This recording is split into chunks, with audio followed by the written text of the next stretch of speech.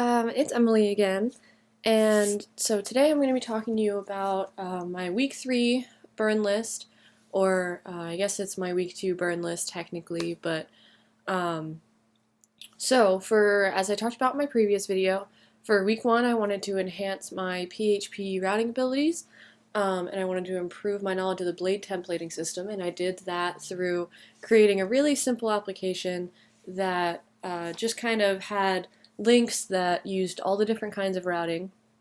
And then for week 2, I said that I wanted to plan to improve my CRUD capabilities um, and paying attention to how data is passed between the pages. And so to do that, I have today to show you just a really simple journaling sort of application.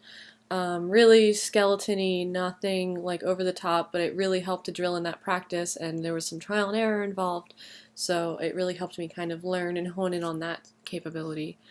Then for week 3, since we'll be working with Node, I want to enhance my database capabilities using Node in Mongoose because we didn't get that much practice in it, and I'm going to do that through making sure that I have my database set up correctly and my application. I'm not exactly sure what I'm going to do for it yet, but I know that I have to use databasing and I have to use an API, so we'll kind of see as the week progresses what I'm going to do with that, but it'll directly correlate with whatever my project ends up being.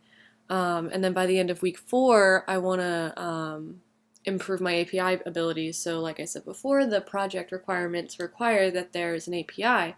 So once I figure out what project I'm going to use, I'll be able to figure out, I can figure out what kind of API I'm going to use.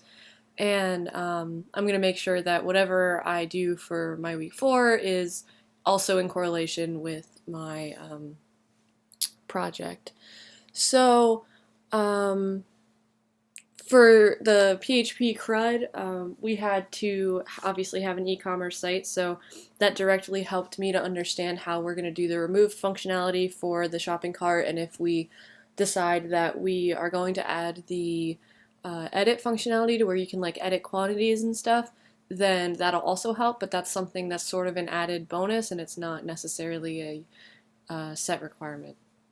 So really quick, just to show you my updated portfolio site. So we have the home page, which still looks the same, but then in WD6 portfolio we have a new journal entry for today. It'll have it has the GitHub link, and it'll have the demo link to this video, and just a quick overview of what I decided to do for this week. And then the actual application is this super secret journal, and right now there's no posts, so we can create a new post, or we can go back to the list. So we'll say journal entry 1. Let's see if we can spell journal correctly. And then you can pick the date and say this is the content of my journal entry. And so then you can go down here and you can hit publish, and now it shows up here. So you have the options to edit or delete, or you can go into the details page to view the full entry. Now this isn't very fleshed out, this isn't super designed, but the design wasn't the focus of this week. But so I can also edit these, so if I want to say, okay, I'm super excited to be writing in a journal, and then you can publish it, and you can see that it was updated, and you can go back to your list. Now you can remove posts, and you can make new ones, obviously. So that's my application. Just some quick code behind it. This is the new templating. So when you create a new post, this is the code for that new post. So you can see that I have the form action going to item store, and that's a method in my resource controller that is actually storing into the database. I have my route set up. I was originally trying to use the resource controller, but it was proving to cause some issues when I was doing updates, so I went and I did it this way.